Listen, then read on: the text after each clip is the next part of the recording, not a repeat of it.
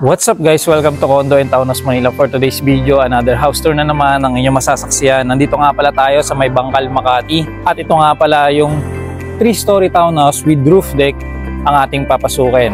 Meron pang available na 2 units dito. Isa na nga pala ay sold. Kaya ano pang hinihintay natin? I'm your licensed real estate salesperson, Benz Chico. Tara, samahan niyo ako.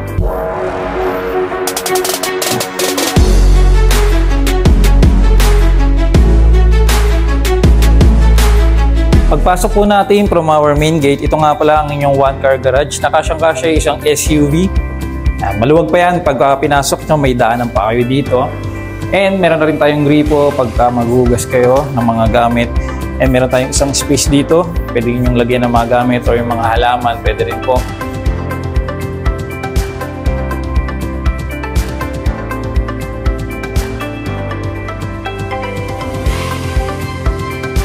And dito naman po tayo ngayon sa ating ground floor.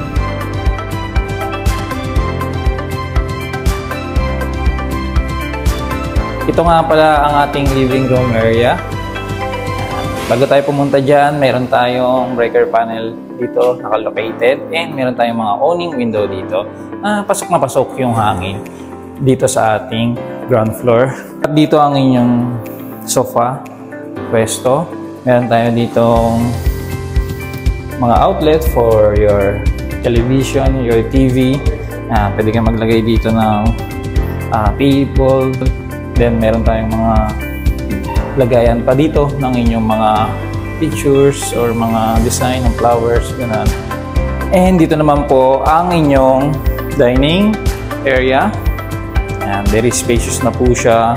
Kasyang-kasya dito siguro mga 4 to 5 or 4 to 6 seater na dining set to table.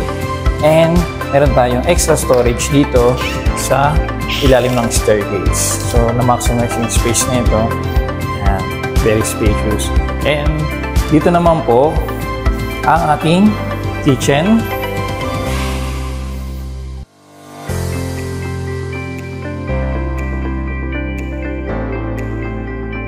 Meron tayong maliit na bar countertop dito and yung ating mga drop lights. Meron tayong mga cabinet at yung ating granite countertop with dual sink. Yan. May mga cabinet tayo dito sa taas at meron tayong mga pull-out drawer. Yan. Lagayan nyo ng mga gamit nyo. Yan. So dito naman ang space for refrigerator. At dito naman po ang inyong powder room dito sa my ground floor.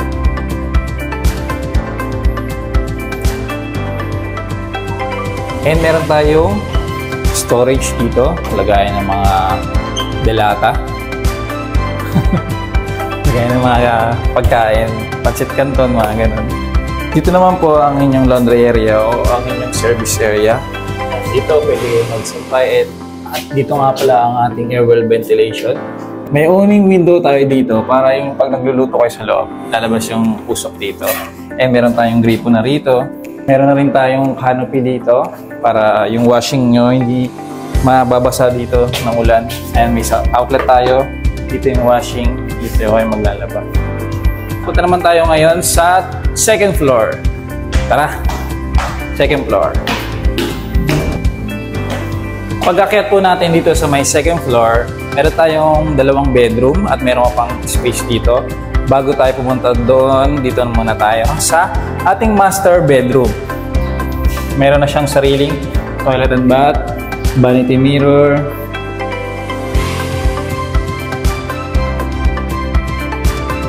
At ito nga pala ang inyong master's bedroom with built-in cabinet.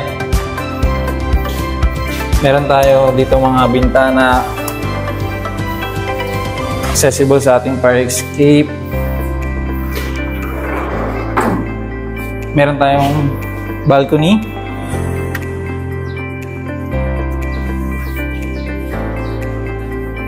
Naka-cove ceiling light na rin po tayo.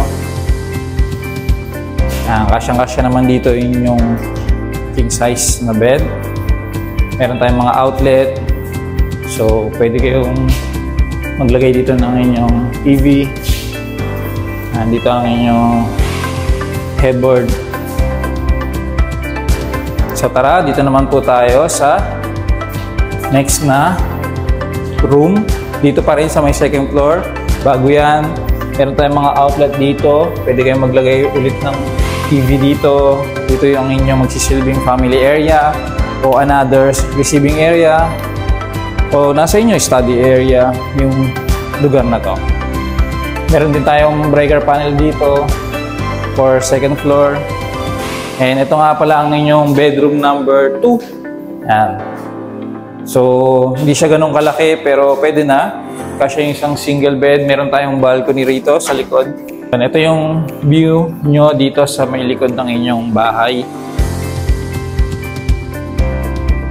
Tara po, punta naman tayo sa third floor. Third floor na po. Pag-akit po natin dito sa may third floor, almost same lang naman sila ng design sa second floor. Pero, pinagkaiba, andito na yung CR sa labas. Hindi na nasa loob ng bedroom. Parang common toilet and bath na po siya. And ito naman po, ang bedroom number 3. Ang bedroom number 3 natin ay meron na ring built-in cabinet. From floor to ceiling na po siya. And meron tayong mga shelves dito. Another space for your mga damit. At dito naman po ang inyong headboard. Pag ganun naman po. And yung media wall. And ito nga pala ang inyong balcony. Ito yung street view nyo. Tanaw na tanaw nyo yung mga neighborhood. Maayos naman dito. Tahimik. At accessible yung lugar. Lalo na pagka nag-work ka sa Makati area. And meron tayong bintana dito. Dito yung ating fire exit. Cove ceiling light na rin yung ating ceiling. And dito naman tayo. Bago tayo pumunta sa may secondary bedroom, ayan, may extra space na naman dito. So, pwede ka pang maglagay dito ng computer table. Ayan, setup ka ng... Ayan, may mga outlet tayo. Pwede ka mag-setup dito. Ng dalawang table, tapos gaming chair. Ayan, pwede ka dito. And ito nga pala ang bedroom number 4. As you can see, almost same lang sila nung nasa may second floor. Meron ding balcony. Yan, mahangin dito, maaliwalas kasi wala namang obstruction dito sa likod ng bahay ninyo. So, pasok na pasok yung hangin. Tapos may mga puno din sa area na to. Yan, may bintana rin. Pwede kayong maglagay dito ng split type aircon. And ito maganda sa property na to, merong roof deck. So, mas malawak, mas maganda yung area. Ito, roof deck tayo.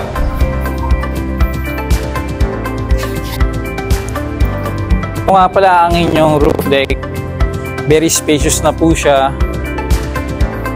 And ito nga pala yung view nyo dito sa inyong top. Yan, so maliwalas, mahangin. Masarap dito kapag morning and afternoon, mga hapon, para hindi ganun ka init. Ngayon tanghaling tapat 11:30 ngayon. And kung gusto nyo naman po, pwede nyo naman palagyan ng cover dito, yung canopy, para hindi sobrang init yung area na roof deck nyo. Meron pa tayo dito.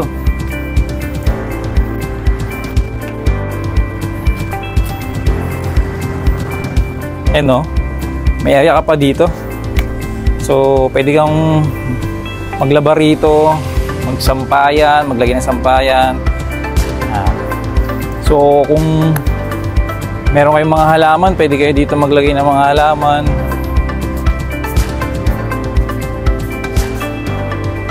If you're interested in this property, kindly send me a message. I'm Ben Sarchico, your licensed real estate salesperson. Thank you for watching. Follow for more.